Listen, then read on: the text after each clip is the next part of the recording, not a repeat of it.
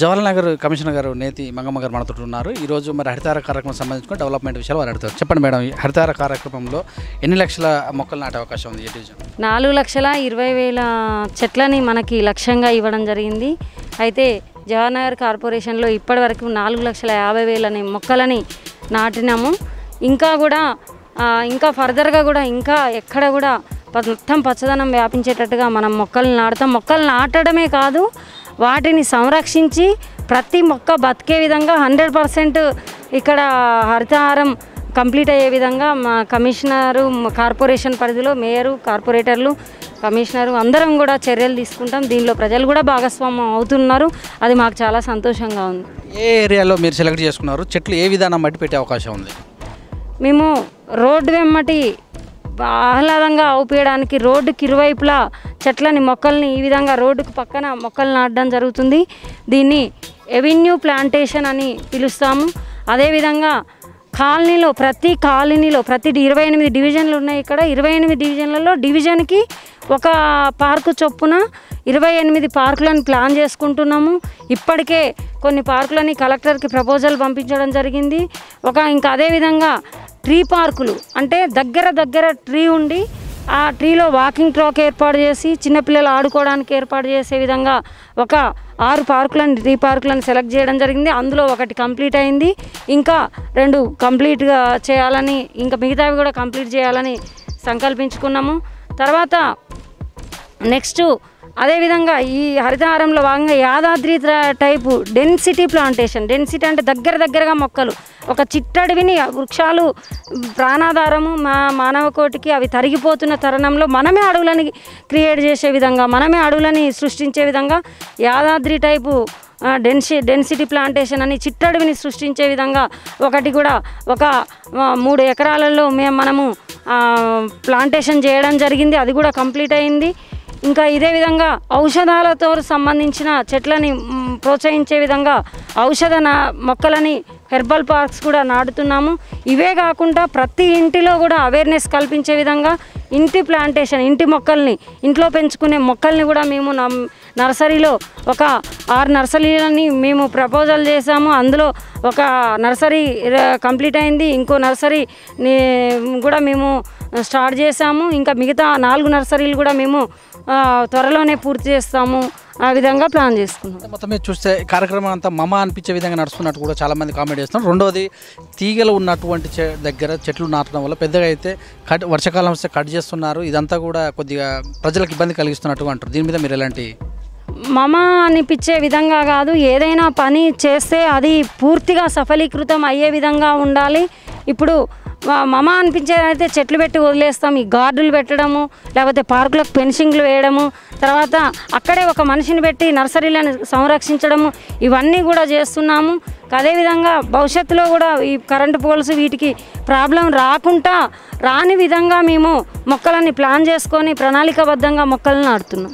చెట్ల విషయంలో కూడా కొన్ని పండ్ల నుంచే మొక్కలు నాటితే బాగుంటుంది అన్నట్టుగా ప్రజలు అంటున్నారు. ఎంతసేపు ఉన్నా కూడా త్వరగా పెరిగేటటువంటి చెట్లకే పనిచేస్తుంది. చింతమడి చెట్టు, మామిడి చెట్టు, ఇంకా మేడి చెట్టు లాంటి చెట్లు పెడితే ప్రజలకే కాదు కోతులకు కూడా ఇబ్బంది పడతాయి అన్నట్టు కూడా, కోట్లకు కూడా మంచిగా ఉంటుంది అన్నట్టు కూడా, పక్షులు కూడా మంచిగా ఉంటుంది అనే కామెంట్లు వస్తాయి. దీని మీద మీరు ఎలా స్పందిస్తారు? పండ్ల మొక్కలు మేము అన్ని రకాల మొక్కల్ని నాటుతున్నాము. పండ్ల మొక్కలు కూడా ఇప్పటి వరకు దగ్గర 2 లక్షల పండ్ల మొక్కల్ని, 4 లక్షలలో 2 లక్షల పండ్ల మొక్కల్ని మేము ఎంపిక చేసుకోవడం జరిగింది. మొన్న గౌరవనీయులైన కలెక్టర్ గారు వచ్చినప్పుడు కూడా మనము స్కూల్లో రకరకాల పనాస, తర్వాత మామిడి, జామ, తర్వాత దానిమ్మ ఇలాంటి పండ్ల మొక్కలు కూడా, రకరకాల పండ్ల మొక్కలు కూడా నాటడం జరిగింది.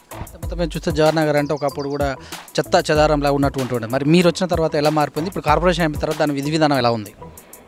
గతం కాలంలో ఈ హరితహారంని నిర్లక్ష్యం చేయడం వలన అనేక రకాలుగా దుర్వాసన ఎక్కడ పడితే అక్కడ చెత్త కుప్పలు ఇవన్నీ ఉండేవి. ఇప్పుడు అలా కాకుండా ఒక చెత్తను కూడా ప్రాసెసింగ్ చేసే యూనిట్ మన గౌరవ ప్రభుత్వం ఏర్పాటు చేసింది. దానికి అనుగుణంగా మేము కూడా అనేక రకాల మొక్కల్ని నాటి పచ్చదనము, పరిశుభ్రంతో ఉన్నటువంటి జవహర్ నగర్ని మీరు ఈరోజు ఎక్కడ చూసినా జవహర్ నగర్ వ్యూ ఈరోజు కూడా మీరు ఒక దినపత్రికలో వచ్చిన విధంగా అదేవిధంగా గౌరవ మంత్రివర్యులకి మేయర్ గారు ట్వీట్ చేసిన విధంగా చూసినట్టయితే ఎక్కడ చూసినా కానీ ఒక ఆహ్లాదకరమైన వాతావరణంలో ఒక పచ్చటి ప్రకృతి ఒడిలో జవహర్ నగర్ ఈరోజు అభివృద్ధి చెందుతుందని అభివృద్ధి చెందే దశగా కొనసాగుతుందని చెప్పవచ్చు. అయితే కొన్ని కమర్షియల్ ఉన్నటువంటి ప్లేస్లలో బార్ షాప్ ముందర అయితే కిరాణా షాప్ ముందర అయితేనేమి మటన్ షాప్ ముందర అయితే కొంత చెత్త చెదారం విసిరేస్తుంటారు. అలాంటి వాళ్ళకు మీరు ఎలాంటి సొల్యూషన్ ఇస్తారు? మరి ఈ విషయంలో మీరు తిరిగి వాళ్ళకి చెప్పే అవకాశం ఉందా? గత వారం రోజుల క్రితమే మేము జవహర్ నగర్ పట్టణంలో పర్యటించడం జరిగింది. ఈ ప్రాబ్లము ఉన్నమాట వాస్తవము. ప్రజలకి ఇంకా కొంచెం ఎక్కువ అవేర్నెస్ కావాలి. వాళ్ళకి ప్రతి షాప్ ముందల వాళ్ళ చెత్తని వాళ్ళ చెత్త బుట్టని ఏర్పాటు చేసుకోమని చెప్పడం జరిగింది. గతంలో 2 వైన్ షాపులు ప్లాస్టిక్ ఇవన్నీ వ్యర్థాలన్నీ విసిరివేయడం వల్ల వాళ్ళు నీట్గా ఉంచుకోవడం వల్ల మనం వాళ్ళకి పెనాల్టీని కూడా వేయడం జరిగింది. ఏ విధంగానైతే అభివృద్ధిలో మేము కరెక్ట్గా కొనసాగుతున్నామో అదేవిధంగా ఎలాంటి ప్రజలు నిర్లక్ష్యం వహిస్తే వాళ్ళ బాధ్యతను మర్చిపోతే అందరి పచ్చదనం అనేది శుభ్రత అనేది ప్రతి ఒక్క పౌరుల బాధ్యత. ఒక ప్రభుత్వందో లేకపోతే ఒక అధికారిదో ఒక ప్రజాప్రతినిధిదో కాదు, ప్రజలందరూ భాగస్వాములు కావాలి. ప్రజలందరూ కూడా దాని నిర్ణయం తీసుకోవాలి. అందరూ పాల్గొంటేనే పచ్చదనం అనేది పరిశుభ్రత అనేది మన వ్యాధులను అరికట్టడం అనేది కొనసాగుతుంది. సమిష్టి బాధ్యత. అలాంటి నిర్లక్ష్యం వహిస్తే షాపు యజమానులు కానీ ఎవరైనా కానీ మేము ఉపేక్షించేది లేదు. పెనాల్టీలు వసూలు చేస్తాం. వారికి తగిన విధంగా అవగాహన కల్పిస్తాము. ఆ విధంగా మనము అభివృద్ధిలో ముందుకు పోతాం. ఈసారి వర్షాలు కూడా కొంచెం ఎక్కువనట్టు అనిపిస్తుంది. మరి చిన్న చిన్న రోడ్లు కూడా మరమ్మతుల విషయంలో కొంచెం మరి ఎలా ముందుకెళ్తారు? మరి కార్పొరేషన్ వచ్చిన తర్వాత వెంటనే స్పందన ఉందా? వర్షాలు పడినవి అయితే ఇక్కడ జవహర్ నగర్లో ఉన్న వాస్తవ పరిస్థితి ఏంటి అంటే కొంచెము రోడ్లు డ్రైనేజీ సమస్య ఉన్నది. ఇప్పటి వరకు కూడా రోడ్లు డ్రైనేజీ చాలా డివిజన్లలో లేవు.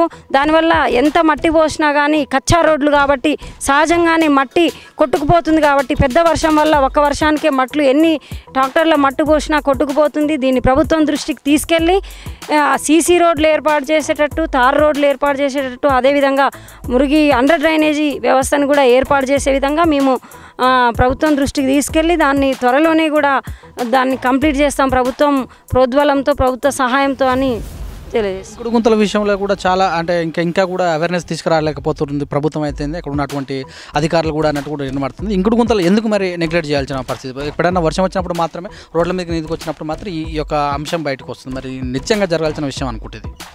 30,400 హౌజులు జవహర్ నగర్లో ఉన్నాయి. దానిలో దాదాపుగా 60% ఇంకుడు గింతలు ప్రతి ఇంటికి ఉన్నాయి. కొన్ని కొత్తగా ఇక్కడ ప్రభుత్వ భూముల్లో అక్రమంగా కట్టుకున్న వాళ్ళు ఇంకుడు గుంతలు ఇలాంటి సరైన నిబంధనలు పాటించడం లేదు. వాళ్ళ మీద కూడా తగు చర్యలు తీసుకుంటాం. మరి మొత్తం మీద చివరిగా దోమల వల్ల బెడద ఎక్కువ ఉన్నట్టు కూడా తెలుస్తుంది. మరి ఈ యొక్క విషయంలో మరి ఫాగ్ ఎలా చేస్తున్నారు? మీ యజమాన్యాన్ని మీ యొక్క జిహెచ్ఎంసీని ఎలా? కొంచెము సిబ్బంది తక్కువగా ఉండడం వల్ల మనము ఫాగింగ్ అనేది చేస్తున్నాం. ప్రతిరోజు డైలీ ఫాగింగ్ జరుగుతుంది. అయితే ఒక్కొక్క డివిజన్లో విస్తీర్ణం కూడా జవహర్ నగర్ విస్తీర్ణం కూడా 24.45 స్క్వేర్ కిలోమీటర్లు ఉన్నది. కాబట్టి ఈ ఫాగింగ్ ఇంత పెద్ద విస్తీర్ణంలో ఉన్న దీనికి సిబ్బంది తక్కువగా ఉండడం వల్ల డివిజన్కి కొంచెం ఆలస్యంగా ఉన్న మాట వాస్తవము. అయితే మేము దాన్ని కూడా సరి చేసుకొని ఎక్కువ సిబ్బందిని ఎక్కువ ఫాగింగ్ మిషన్లు తెప్పించి దాన్ని కూడా చర్యలు తీసుకోవడం జరుగుతుంది. ప్రభుత్వ భూమి కూడా అన్యక్రాంతం అయిపోయే ప్లేసులు ఇక్కడ ఎక్కువ ఉన్నట్టు కూడా తెలుస్తుంది. దాన్ని మీరు ఎలాగా సమీక్షిస్తారు? మరి చట్టపరంగా చర్యలు ఎలాగ తీసుకుంటారు? ఇక్కడ జవహర్ నగర్లో ప్రభుత్వ భూములు ఎక్కువగా 99% ప్రభుత్వ భూమి ఉన్నది.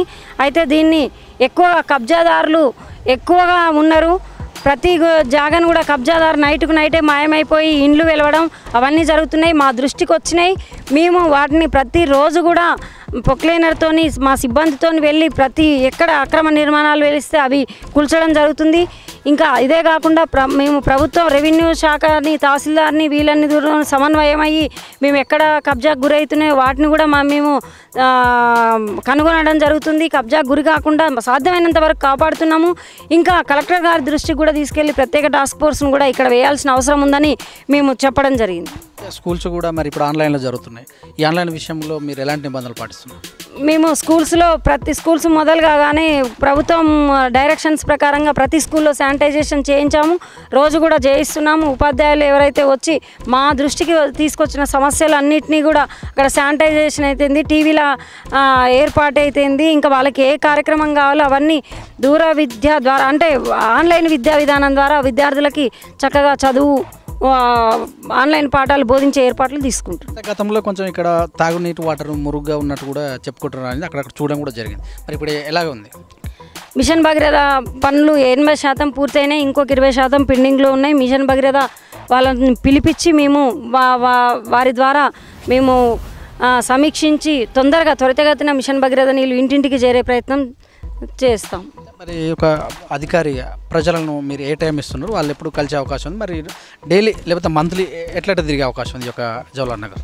నేను రోజు కూడా ప్రజలు ఆఫీస్కి వచ్చిన ప్రజలందరినీ కూడా ఏ ఒక్కరిని కూడా అందరినీ కూడా ప్రతి ఒక్కరిని కూడా వారి ఏ టైం అయినా ఒక టైం అంటూ పెట్టుకోలేదు. ఆఫీస్లో ఉన్న వేళల్లో ఏ పౌరులు ఏ సిటిజన్ వచ్చినా కానీ నేను కలుస్తూ వాళ్ళ సమస్యలని వింటున్నాను. అదేవిధంగా ప్రతి డివిజన్ కూడా వారంలో కనీసం 4 నుంచి 5 రోజుల పాటు ప్రతి డివిజన్లో విస్తృతంగా పర్యటనలు జరుపుతున్నాను. వారి సమస్యలు అన్నీ జవహర్ నగర్ పరిస్థితి ఏంటి, రోడ్లు ఎలా ఉన్నాయి, ఏ విధంగా ఉన్నాయి, వారి సమస్యలు ఏంటని అడిగి తెలుసుకోవడం జరుగుతుంది.